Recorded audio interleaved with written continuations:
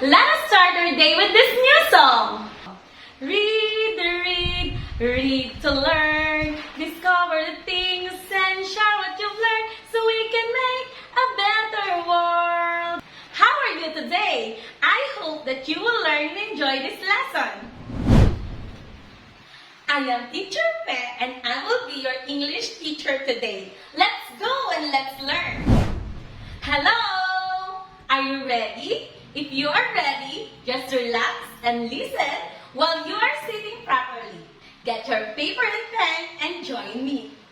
Now, let this sun shine our day as we begin our lesson about evaluate narrative based on how the author developed the elements.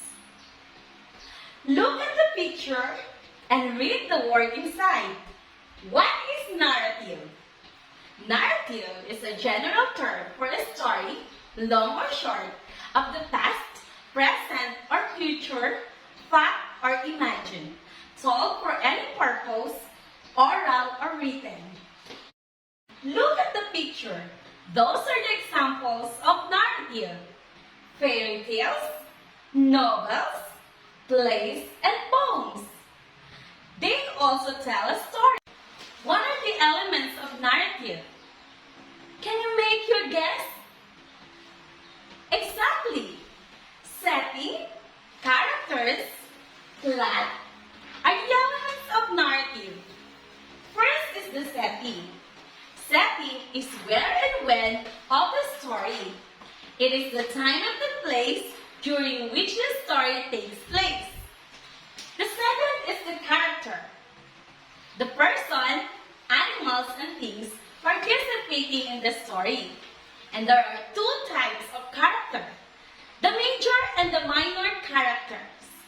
Major characters, protagonist and antagonist.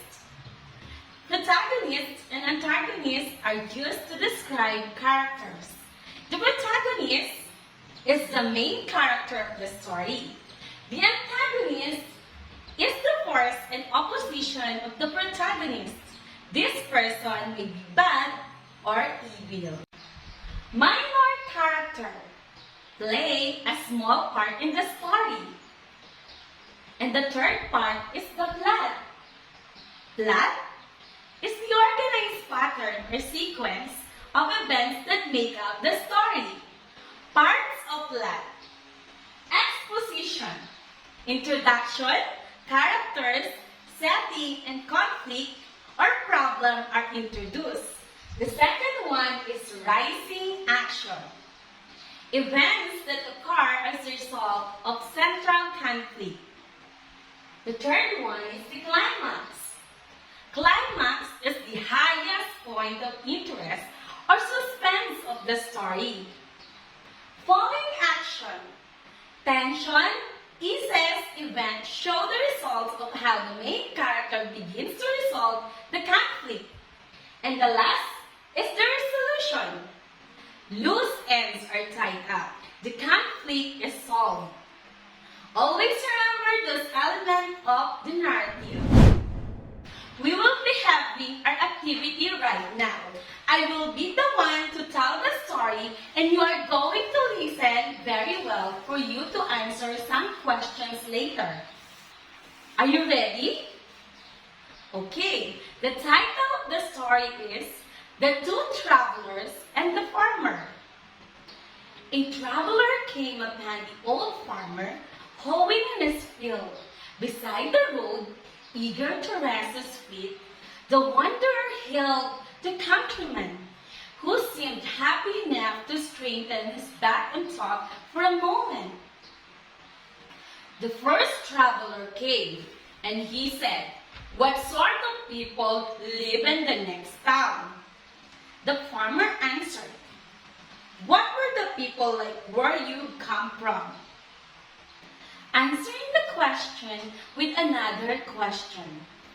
The first traveler answered, "They were bad luck, troublemakers, all the lazy too, the most selfish people in the world, and not one of them to be trusted. I'm happy to believe in that scoundrels." The old farmer replied, "Is that so? Well, I'm afraid that you will find the same sort in the next town. Disappointed, the traveler dragged on his way, and the farmer returned to his work. Sometimes later, another stranger, coming from the same direction, hailed the farmer, and they stopped to talk.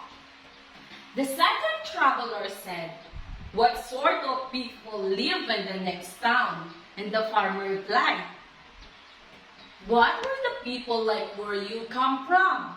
The second traveler answered, "They were the best people in the world, hardworking, honest, friendly. I'm sorry to be leaving them." The farmer replied, "Fear not, you'll find the same sort in the next town." And that's the end of the story. The story is awesome and interesting, right? Now, let us check if you really understood the story by asking the following question. Where the story happened? Who is the protagonist? Why do you think so? Who is the antagonist and why do you think so? What is the role of the farmer? I will give you a few minutes to answer.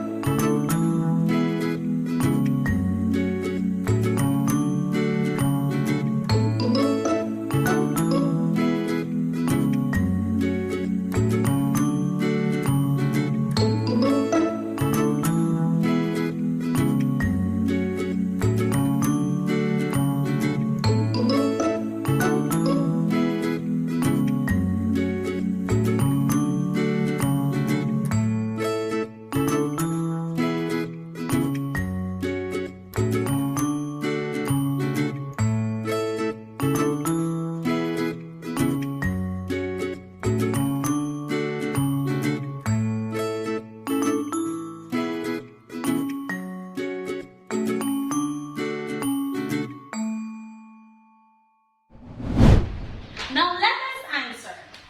Sally, when and where the story happened?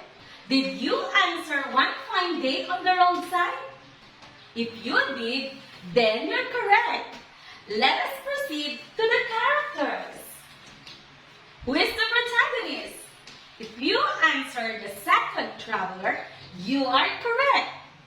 Second traveler is the protagonist because he possesses the good traits. Who is the antagonist? If you answer the first traveler, why? Because he possesses the bad traits. What is the role of the farmer? Is he considered protagonist or antagonist?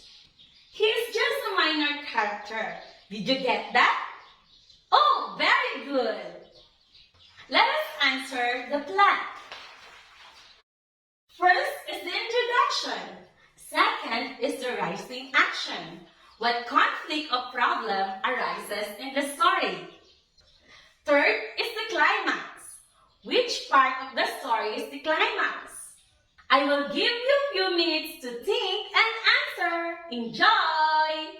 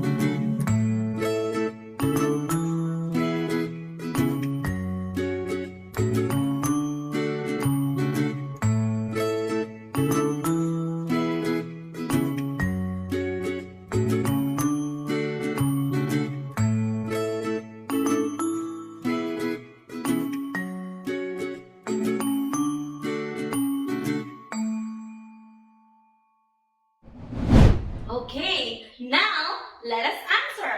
First is the introduction. The story began introducing the farmer and the traveler by roadside on one fine day.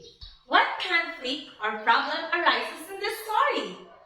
The problem came up when the farmer answered the question of both the traveler and another question. Which part of the story is the climax? The most interesting part of the story is when the farmer told both the travelers the kind of people living in the next town. That was repetition of both travelers. Did you get the right answer for that question? There you go. Let's continue.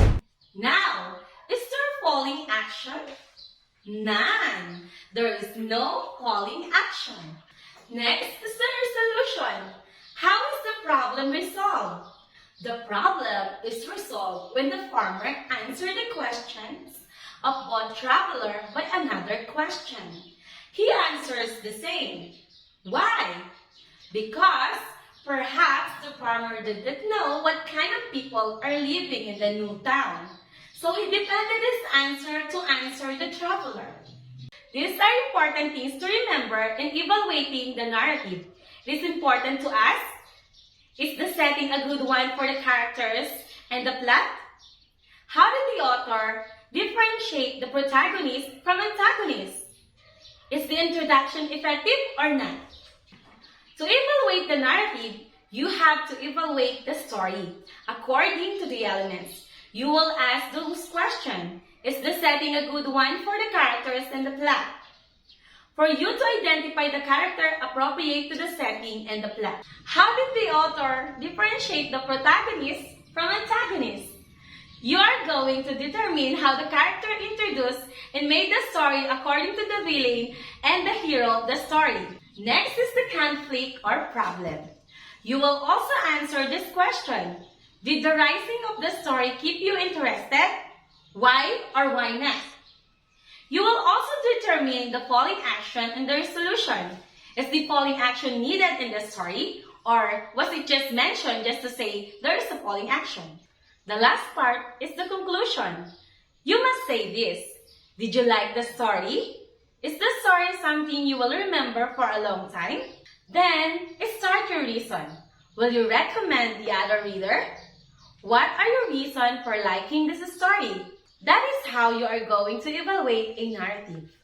To sum it up, always remember the following. Always mention the element, setting, characters established in the story. Why did the author develop the story? Were the events mentioned in proper sequence?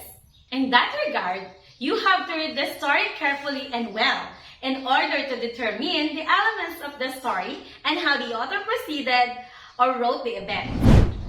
I hope you enjoyed the lesson well and you understand how to evaluate the narrative. For your additional activities, try to evaluate the narrative using the graphic organizer. Enjoy while doing it and recall what you have learned today. Write also at least 2 sentences about the story that you have learned. Thank you! Now let us sing. Read, read, read to learn. Discover the things and share what you've learned so we can make a better world. I hope you have learned and enjoyed this video. Once again, I am Teacher Joaquin from Pantabangan District, DepEd TV. Till next time, God bless you all and stay safe. Bye-bye!